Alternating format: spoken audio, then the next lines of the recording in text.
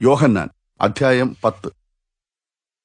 സത്യമായി സത്യമായി ഞാൻ നിങ്ങളോട് പറയുന്നു, ആട്ടിൻ തൊഴുത്തിൽ വാതിലിലൂടെയല്ലാതെ വേറെ വഴിയായി കടക്കുന്നവൻ കള്ളനും കൊള്ളക്കാരനുമാകുന്നു.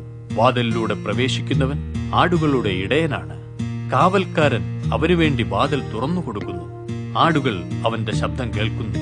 ആടുകളെ അവൻ പേര് ചൊല്ലി വിളിച്ച് പുറത്തു കൊണ്ടുപോകുന്നു. തനിക്കുള്ളവയെല്ലാം പുറത്തു കൊണ്ടുവന്ന ശേഷം അവൻ അവയ്ക്ക് മുമ്പേ നടക്കുന്നു. ആടുകൾ അവന്റെ ശബ്ദം തിരിച്ചറിഞ്ഞ് അവനെ അനുഗമിക്കുന്നു. എന്നാൽ ഒരു അപരിചിതനെ അവ ഒരിക്കലും അനുഗമിക്കുകയില്ല. അപരിചിതന്റെ ശബ്ദം തിരിച്ചറിയാത്തതുകൊണ്ട് അവ അയാളെ വിട്ട് ഓടിപ്പോകും. യേശു ഇത് ഒരു ദൃഷ്ടാന്തമായി പറഞ്ഞു. എങ്കിലും അദ്ദേഹം പറഞ്ഞത് എന്താണെന്ന് അവർ ഗ്രഹിച്ചില്ല. യേശു വീണ്ടും അവരോട് പറഞ്ഞു, സത്യമായി സത്യമായി ഞാൻ നിങ്ങളോട് പറയുന്നു, ആടുകളുടെ വാതിൽ ഞാനാകുന്നു.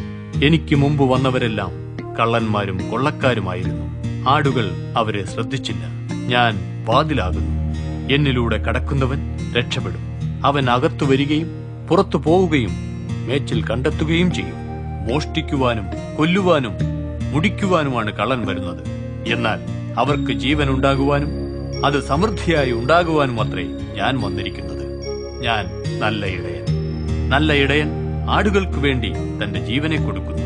കൂലിക്കാരൻ ആടുകളുടെ ഉടമസ്ഥനല്ലായകയാൽ ചെന്നായി വരുന്നത് കാണുമ്പോൾ ആടുകളെ വിട്ട് ഓടിപ്പോകുന്നു. അപ്പോൾ ചെന്നായി ആട്ടിൻപറ്റത്തെ ആക്രമിച്ച് ചിതറിച്ചു കളയുന്നു. അവൻ കൂലിക്കാരനും ആടുകളെക്കുറിച്ച് കരുതലില്ലാത്തവനുമല്ല. ഞാൻ നല്ല ഇടയൻ. പിതാവ് എന്നെയും ഞാൻ പിതാവിനെയും അറിയുന്നതുപോലെ ഞാൻ എന്റെ ആടുകളെയും എന്റെ ആടുകൾ എന്നെയും അറിയുന്നു. ആടുകൾക്ക് വേണ്ടി ഞാൻ എന്റെ ജീവനെ കൊടുക്കുന്നു. ഈ തൊഴുത്തിൽ ഉൾപ്പെടാത്ത വേറെയും ആടുകൾ എനിക്കുണ്ട്. അവയെയും ഞാൻ നയിക്കേണ്ടതാകുന്നു. അവയും എന്റെ ശബ്ദം കേൾക്കും. അങ്ങനെ ഒരാട്ടിൻ കൂട്ടവും ഒരിടയനുമാകും. എന്റെ ജീവൻ വീണ്ടും പ്രാപിപ്പാനായി ഞാൻ അതിനെ വെച്ചുകൊടുക്കുന്നു. അതിനാൽ പിതാവ് എന്നെ സ്നേഹിക്കുന്നു. അത് എന്നിൽ നിന്ന് ആരും എടുത്തുകളയുന്നില്ല. ഞാൻ അത് സ്വമേധയാ വെച്ചുകൊടുക്കുകയും തിരികെ പ്രാപിക്കുകയും ചെയ്യുന്നു. അത് വെച്ചുകൊടുക്കുവാനും തിരിച്ചെടുക്കുവാനും എനിക്ക് അധികാരമുണ്ട്. ഈ കൽപ്പന എന്റെ പിതാവിൽ നിന്ന് എനിക്ക് ലഭിച്ചിരിക്കുന്നു. ഈ വാക്കുകൾ മൂലം യഹൂദരുടെ ഇടയിൽ വീണ്ടും ഭിന്നതയുണ്ടായി. അവരിൽ പലരും പറഞ്ഞു, അയാൾ ഭൂതബാധിതനാണ്, അയാൾക്ക് ഭ്രാന്തുണ്ട്, അയാൾ പറയുന്നത് എന്തിനു കേൾക്കണം?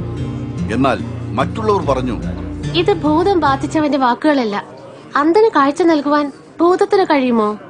യെരുശലേമിൽ പ്രതിഷ്ഠോത്സവത്തിന്റെ സമയമായി. അത് ശീതകാലമായിരുന്നു. യേശു ദൈവാലയത്തിൽ ശലോമോന്റെ മണ്ഡപത്തിൽ നടന്നുകൊണ്ടിരുന്നു. യഹൂദർ അദ്ദേഹത്തിന് ചുറ്റും വന്നു. താങ്കൾ എത്ര നാൾ ഞങ്ങളെ സംശയത്തിൽ നിർത്തും? താങ്കൾ ക്രിസ്തുവാണെങ്കിൽ ഞങ്ങളോട് തുറന്നു പറയുക എന്ന് പറഞ്ഞു. യേശു മറുപടി പറഞ്ഞു, ഞാൻ നിങ്ങളോട് പറഞ്ഞു കഴിഞ്ഞു, എന്നാൽ നിങ്ങൾ വിശ്വസിക്കുന്നില്ല. എന്റെ പിതാവിന്റെ നാമത്തിൽ ഞാൻ ചെയ്യുന്ന പ്രവൃത്തികൾ എനിക്ക് വേണ്ടി സംസാരിക്കുന്നു. എന്നാൽ നിങ്ങൾ എന്റെ ആടുകൾ അല്ലാത്തതുകൊണ്ട് വിശ്വസിക്കുന്നില്ല. എന്റെ ആടുകൾ എന്റെ ശബ്ദം കേൾക്കുന്നു. ഞാൻ അവയെ അറിയുന്നു. അവ എന്നെ അനുഗമിക്കുകയും ചെയ്യുന്നു. ഞാൻ അവയ്ക്ക് നിത്യജീവൻ നൽകുന്നു. അവ ഒരിക്കലും നശിച്ചു പോവുകയില്ല. എന്റെ കയ്യിൽ നിന്ന് അവയെ അപഹരിക്കുവാൻ ആർക്കും സാധ്യമല്ല. അവയെ എനിക്ക് തന്നിരിക്കുന്ന എന്റെ പിതാവ് എല്ലാവരിലും വലിയവൻ. എന്റെ പിതാവിന്റെ കയ്യിൽ നിന്ന് അവയെ അപഹരിക്കുവാൻ ആർക്കും സാധ്യമല്ല. ഞാനും പിതാവും ഒന്നാകുന്നു. യഹൂദർ വീണ്ടും അദ്ദേഹത്തെ എറിയുവാൻ കല്ലെടുത്തു. എന്നാൽ യേശു അവരോട് ചോദിച്ചു, പിതാവിൽ നിന്നുള്ള അനേകം നല്ല പ്രവൃത്തികൾ ഞാൻ നിങ്ങളെ കാണിച്ചിരിക്കുന്നു. അവയിൽ ഏത് നിമിത്തമാണ് നിങ്ങൾ എന്നെ കല്ലെറിയുന്നത്?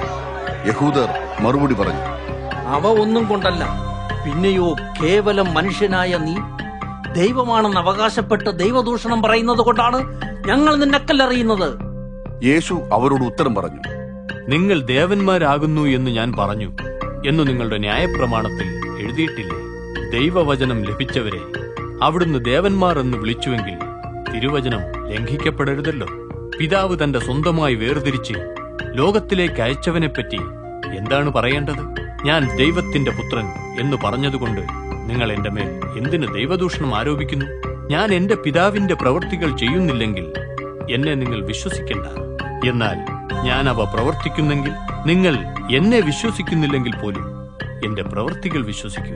അങ്ങനെ പിതാവ് എന്നിലും ഞാൻ പിതാവിലും ആകുന്നു എന്ന് നിങ്ങൾക്ക് അറിയുവാനും ഗ്രഹിക്കുവാനും കഴിയും. അവർ വീണ്ടും യേശുവിനെ പിടിക്കുവാൻ ശ്രമിച്ചു. എന്നാൽ അദ്ദേഹം അവരുടെ പിടിയിൽപ്പെടാതെ മാറിപ്പോയി.